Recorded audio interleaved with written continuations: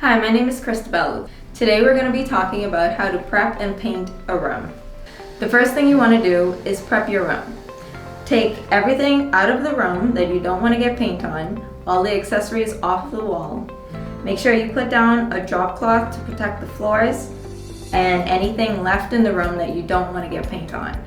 Next, you want to prep your wall. Clean the wall with water and a mild detergent. Make sure to get in any cracks and crevices. Cover up any holes and cracks with a joint compound for drywall or a concrete patch for concrete. Next, you want to add caulking where the wall meets the wall tile or the baseboard. It creates added protection to avoid moisture from getting behind the wall tile or the baseboard. It also covers up those uneven cracks between the wall tile or baseboard and the wall. Once your joint compound or concrete patch is dry, you want to sand over it. Make sure you're wearing safety glasses and a face mask to protect yourself. After which, you want to go back over the walls with a clean rag to make sure everything is dust and dirt free.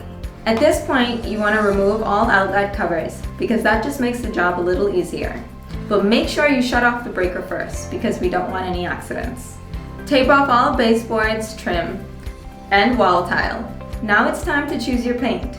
Grab a few swatches to take home. CBS has a wide variety to choose from. Tape them to the wall and leave them there for a few days so you can see the colors at different times of day in different lighting. Today I'll be using white from the Valspar Medallion line. This paint and primer in one protects with a 100% acrylic coating for long-lasting interior beauty. It dries quickly and cleans up easy with soap and water. It also provides stain and mildew resistance. An important part of choosing your paint is the sheen. Your options are eggshell, flat, satin, and semi-gloss. Today I'm using flat. And if you're a beginner, flat is the perfect option because it hides a lot of imperfections. Calculating the amount of paint you'll need is not difficult at all. First, you'll need to find the square foot of your doors and windows. To do this, multiply the length by the width. Keep that number in mind. Now you need to find the square foot of the room. To do this, again, you multiply the length by the width.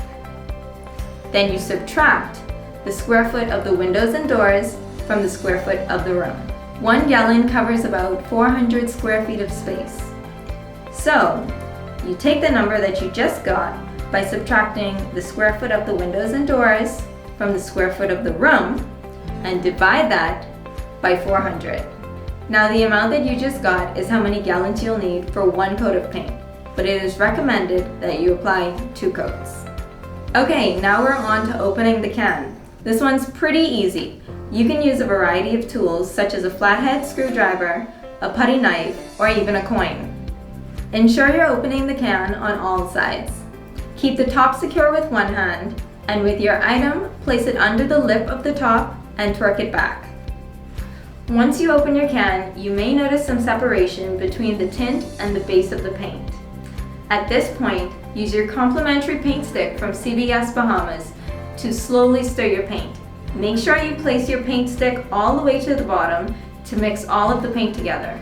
When choosing your paint, check to see if it is a paint and primer in one.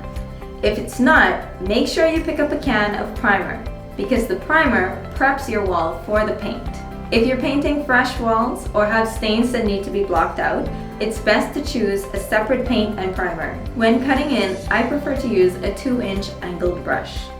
Cutting in refers to focusing on the edges and the corners first. The angle on the brush helps me to be more precise where the ceiling meets the wall and the wall meets the trim or the base. Now it's time to load your paintbrush with paint, but don't overload it. You only want to dip your paintbrush about 1 to 2 inches into the paint.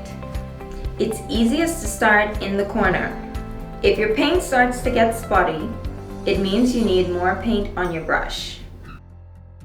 Make sure to paint in one direction, right to left or left to right. Pour the paint until it reaches the top line. Dip the roller into the paint, but don't submerge it. Roll it back and forth. You'll need a few rolls on the wall to warm up your roller. A common technique that most homeowners use is the V or W. With this technique, roll the brush up and down, creating a V or W effect. Some common errors are roller lines and holidays. Roller lines are created when too much paint is on the edge or you're applying too much pressure. Be sure to fix this while the paint is still wet. A holiday is created when paint isn't applied evenly. Simply go back over very lightly. With these easy tips, painting a room you'll love will be a breeze. If you have any questions, talk to our paint specialist at CBS Bahamas. We'll help you build beautiful.